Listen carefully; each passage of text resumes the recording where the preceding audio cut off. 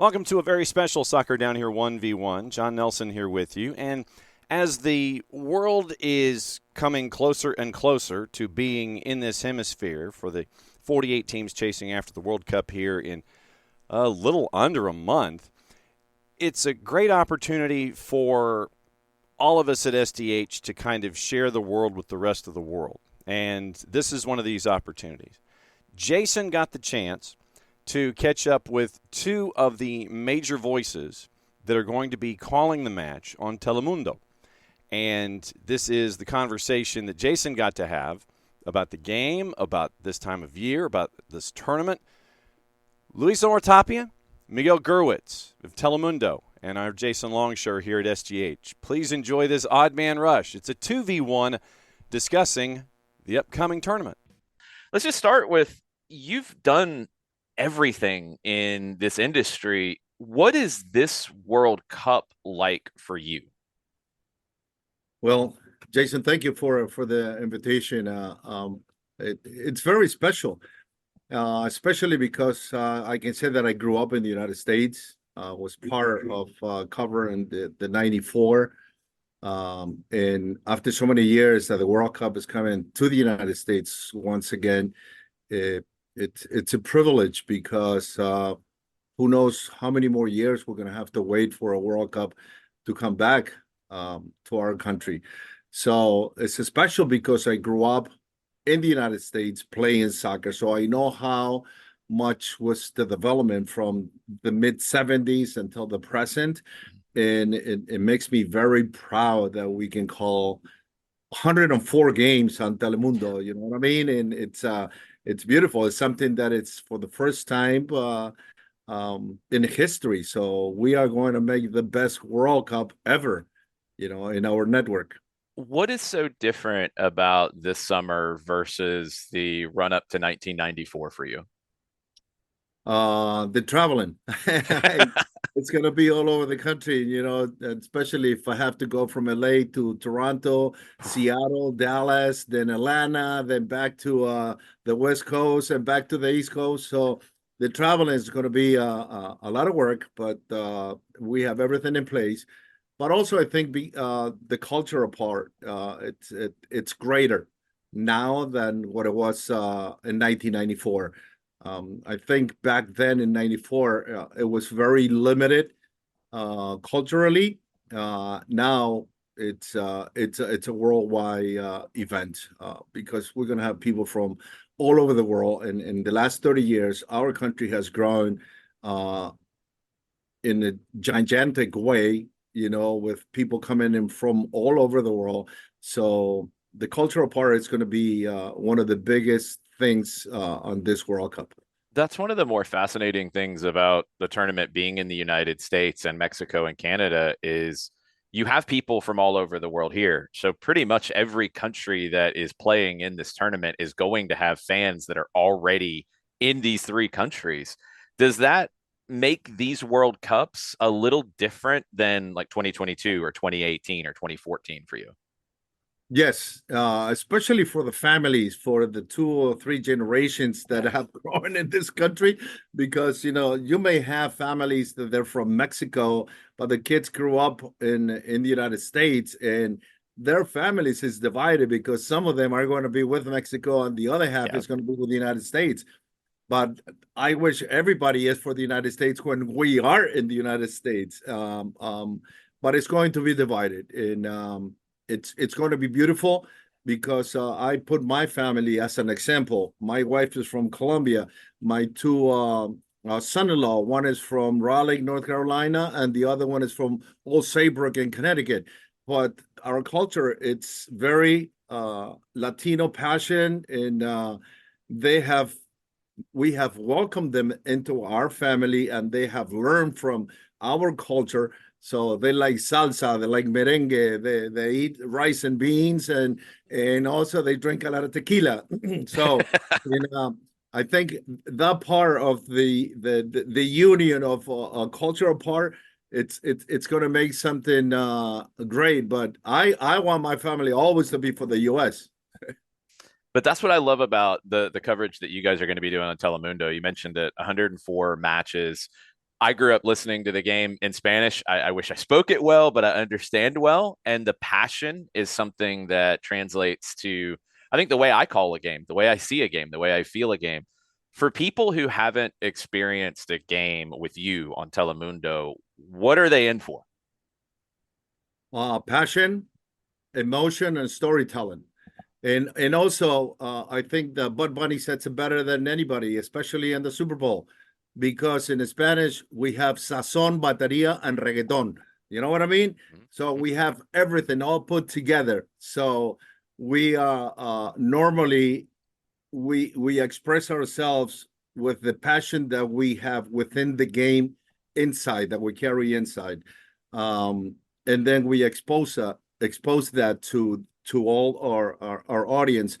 And I don't think that in the English side, with all the respect that they deserve, they don't have the full passion that they can captivate the fans from all over the world in the English language. I think even though they may not understand what we say, but we can bring them into the game themselves and make them part of it. Yeah, I think that's such an important thing for people who, especially this summer, it's going to be a generation's first World Cup. You know, we've experienced it. We think back to the first World Cup that we lived through, but for people who are going to experience the World Cup for the first time, I hope they tune in and get that feeling that you guys will provide on Telemundo. I'm really looking forward to it. And the other part is the storytelling, especially in the pre-shows, halftime shows, or the post shows. We have a line of legends and experts and professional players who play the World Cup, coaches that were there and they know what it means. So somehow all that is going to be transformed just in the broadcast in Spanish for all the U.S. audience. So let's look ahead to the tournament a little bit. With so many different nations, 48 in total, and so many new ones this time around, is there anybody that you haven't called a match for that you're looking forward to seeing this summer? Let me see. Kind of difficult. 48 countries. I've done Haiti. I've done Bosnia. You've covered them all already. I think I've done them all. I think I've done them all. Huh? Cabo Verde. Yeah. No, but we did that. We did the game. Yeah, I did that game on the playoff. Wow. So actually, I've done them all. You know. So yeah. So Cape Verde, yeah, because we did them in the playoff.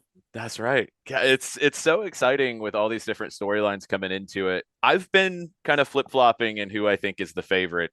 I'll ask you, who is your favorite coming into the tournament? You know, I like 4 countries. I'll give you the semifinals that I think the semifinals will be the perfect one. One of them is England. I think this group of players, they've been playing together for 10, 12 years since youth ranks in the national team.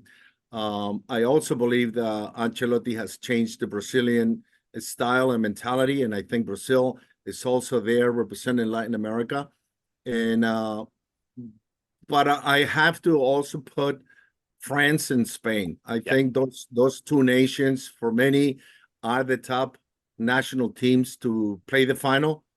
But I wish England and the United States can play the final. You imagine 250 years, and then we'll beat them again? That would be unbelievable if that came to be. One country that you did not have in your semifinals that I got to ask you about is Argentina. I think they're going to, for me, I think they're going to be a big time disappointment. I don't think the team is there physically and mentally as they did in the last World Cup. And it's a change. I think they're going to have a great midfield. But the goalie, I don't think he's in his best, his best year. The defense, I don't think, is better than the World Cup. So I think that's where the key issues for Argentina, and I think they're going to be a disappointment for me. Where are you on Mexico coming into this tournament?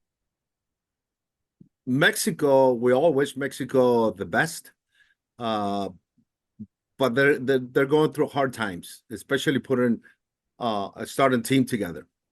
Um, I think they have lack of development in their structure, at not only at club level but national team level, and I think it's going to be hard for them to make it to the round of 16. If they make it to the round of 16, that will be too much for me. Yeah, and I think you look at what they could have, the pathway, which is incredible. If they win their group and then they win round of 32, they'd be on a collision course with England at the Azteca in round of 16, which would be an amazing match that I would love to see, but I'm a little worried that they can get there. I think it's going to be very difficult. They have to win the first game before they can even think about the next round. Yep. Yep. And South Africa won't be an easy one, Not gonna be easy. even at the No. Estadio Azteca. What No. about the United States? I feel like we've had so many different conversations over the last 12 months about what Mauricio Pochettino and this team is building towards. How do you feel about how they are coming into this tournament? You know, I think there are two sides of the United States prior to the Gold Cup Same. Yes. and then after the Gold Cup. I think after the Gold Cup, the United States, I think Pochettino, what he did, he changed the mentality of the U.S. player. I think now they're more aggressive. Now they're played together. They help and defend each other. And the reason why I say this is because prior to that, and even all the coaches, anybody from the region in CONCACAF or anybody that played against the United States, they get pushed around, they get kicked, they get spit on, and it was like, okay, I'm sorry, it's like we're so good that it's okay, it's no problem. Now after the Gold Cup, the mentality and that passion for the game to represent the United States has changed. Now you push one or you kick one of the United States players, they all gonna go out and eat you, and I think that's what this national team needed, to be united. I'm going to ask you about the tournament as a whole, but when we talk about this U.S. team and that mentality shift, immediately Diego Luna comes to mind for me. The kind of player that I hope that we can start to produce more of, because he brings that perfect blend of the passion that you speak of and also that technical ability. I don't know if he's a starter in this tournament, but I think he could be an impactful player for the U.S. True. He has a different mentality and he brings a lot. He brings a lot of game to this national team for speed, creativity, and a 10, playing behind the center forward. I don't think Pochettino is going to play with 2 or 3 offensive players, 1-9 maybe. I don't think he's going to play with 2. But Luna, it's a key player for this national team, if it wants to be successful. But here's another player that I think he should be in the squad for the national team that to me has one step as a player above Luna is Sendeja. I think Alex Sendeja should be in this national team because he brings goals, he brings style, he brings everything that a number 10 should be in the United States national team. Yeah, I would love to see both of those players impact in this team. When we're all said and done this summer, who is a player or two that you think are going to define this World Cup? Mbappe. Yeah. Because he's got a lot of weight on his shoulder. He does. Not only at club level, but what has happened with the French national team in the last tournament. And I hope that all the weight that he's carrying on is a positive one, not a negative one. Because if he doesn't bring up his best game to this World Cup, France is going to see it. I'll end with this. When you look ahead 10, 20 years down the line and we look back at this summer and we look back at 2026, I feel like when we look back at World Cups, we have a thought of what they left behind or what they did for the game. What do you hope comes out of this summer when we get time away from it? Just one thing. I hope all the money that the tournament brings into this country allows kids, our young players, future players, to play for free. Stop paying, all these kids, the rest of the world, they don't pay to play soccer. It's free. So let's make soccer free for a lot of our youth in the United States. Fingers crossed. It's going to take some work to do, but Luis, Omar, Tapia, thank you for joining me. I really appreciate it. Thank you. Awesome. I'm going to stop recording there and go. Let's just start with the scale of what you're about to undertake with Telemundo. 100+ matches, so many teams, more than we're used to. How are you preparing to do this? It's never enough, Jason. It's gonna be huge. It's gonna be wild, but it's exciting. It's exciting. It's a great challenge for all of us as journalists, as a company, having this opportunity to deliver the biggest World Cup in history to our audience. Latinos and Hispanic audience, we're all in when it comes to football. We're all in. It's part of our nature, our culture. We grow with that. So it's a beautiful opportunity as a journalist, as a member of Telemundo. We have this great challenge to deliver a great World Cup. I'm in the midst of preparing for high school state championships. And what I end up getting excited about is schools and teams that I've never seen or I don't know anything about. Are you kind of finding that with preparing for all these different teams in the World Cup? You always going to find new things about every single team. I mean, you can do let's say you're preparing for a Super Bowl. You're going to find out a lot of things that you didn't know. Yeah. So that's part of this beautiful game, that it's not only about the game or the match. It's about the hundreds of stories about these players that represent a country that they may even know nothing about it, like Curacao. Yeah. I mean, that's crazy. So it's not all about the game. It's about the stories, about the players, so their journey. So it's really exciting for us.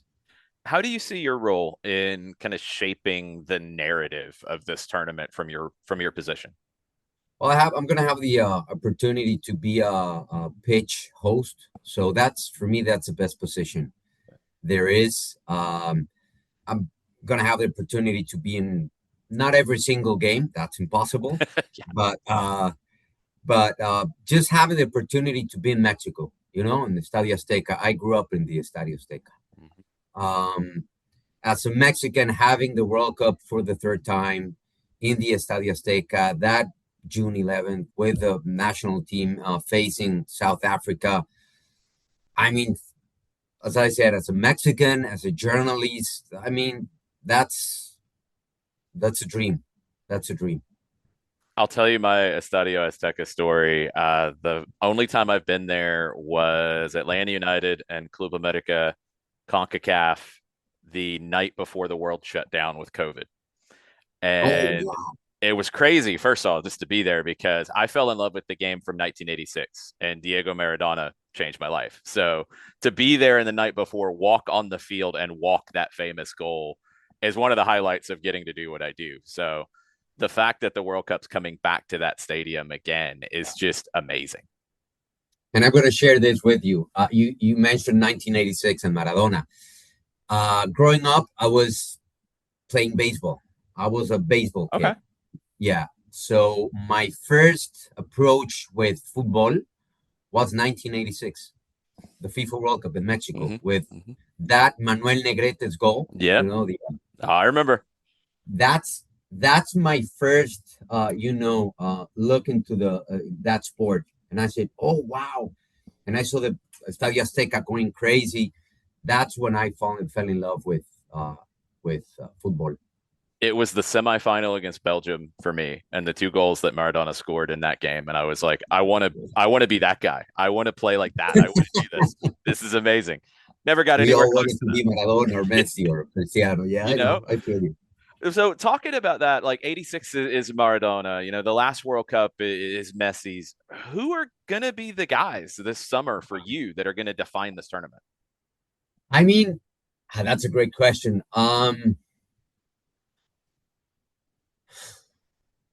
It's hard not to say it's still going to be something about Messi and and Cristiano, their Yeah. very last dance. I mean, that's for me, that's the main story. We had Pelé and we had Maradona and we had Cruyff, but having these two monsters at the same time facing each other, we have two of the best, I'm not going to say soccer players, two of the best athletes in history at the same time, retiring in the same event. For me, that's the main story. And of course, we're gonna have Haaland. I think Erling Haaland is gonna be the one of the main stories in this World Cup. Lamine Yamal. Mm-hmm. It's unfair to say it's gonna be the confirmation about of Kylian Mbappe.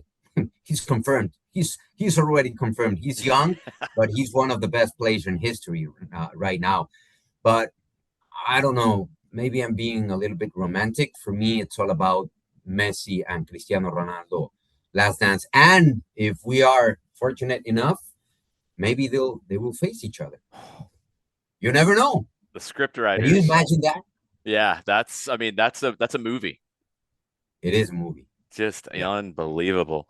Let's talk about the host a little bit in this tournament. Let's start with Mexico.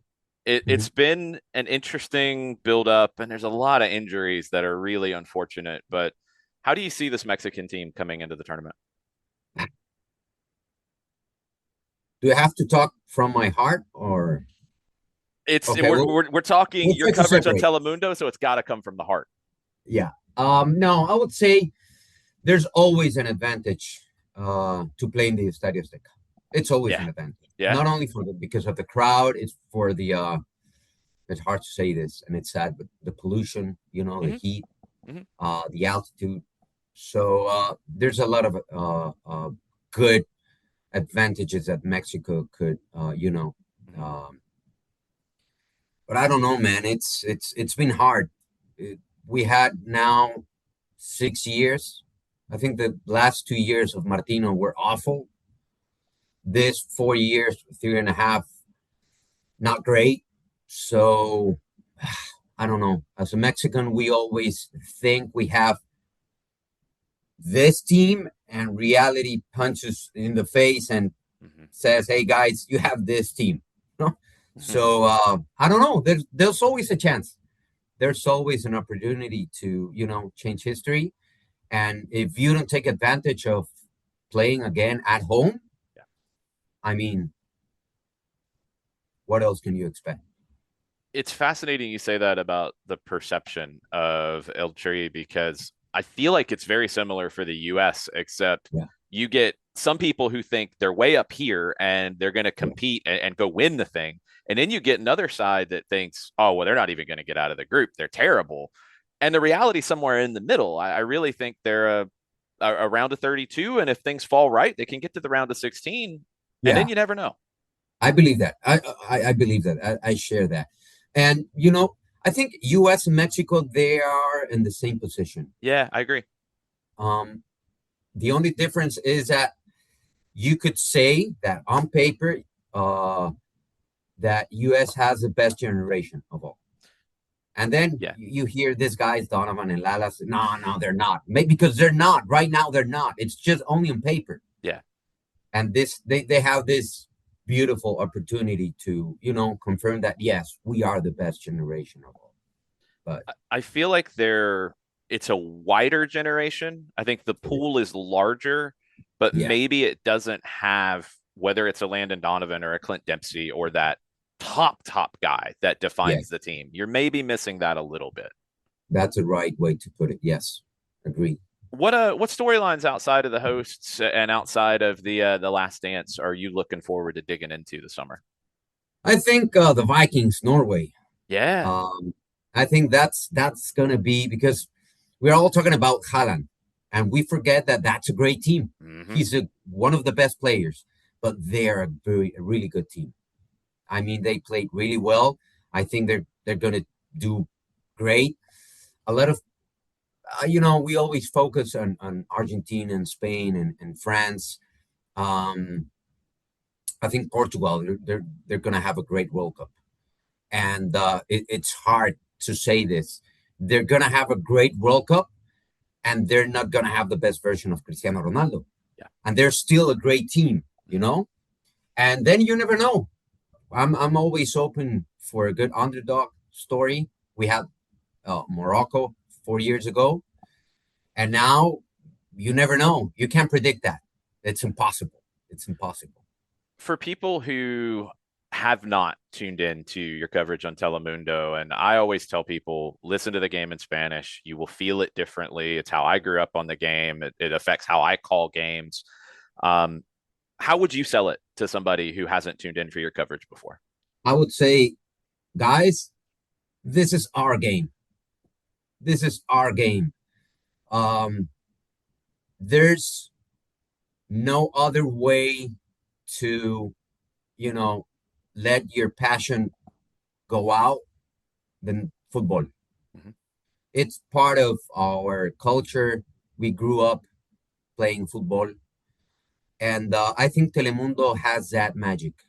We made a dream team, Yeah, you did. former players. We have Andres Cantor, we have Luis Omar Tapia, Carlota Bismanos. We have a bunch of experts, world champions. I think our bosses, they put a really good team. And we all have a really special feel for the game. So if you want to have fun, if you want to know exactly what football is about, tune in, guys. Telemundo is, I'm not going to say how I want to say it, but it's, I know. I am really looking forward to it. Like I said, like this is how I have been brought up in feeling the game. Yeah, so I'm fascinated by it. I want to end with this. When we talked about 86 and we remember it for Diego. And when we look back at tournaments, they always do something to be remembered by. And it's not always just a player. They always leave something behind. They always change the game somehow. What do you want the legacy of this summer to be? I think the legacy would be to send that message, as in right now, that football and sports in general, they have the power to unite. It doesn't matter if you are, Republican or Democrat, if you're on the left party, on the right party, if your religion, sport has that power. And it's a great moment to send that message to the world. Hey guys, it's a great time, to unify everything. We're gonna compete, but we're gonna respect each other. And I think that's the main challenge right now.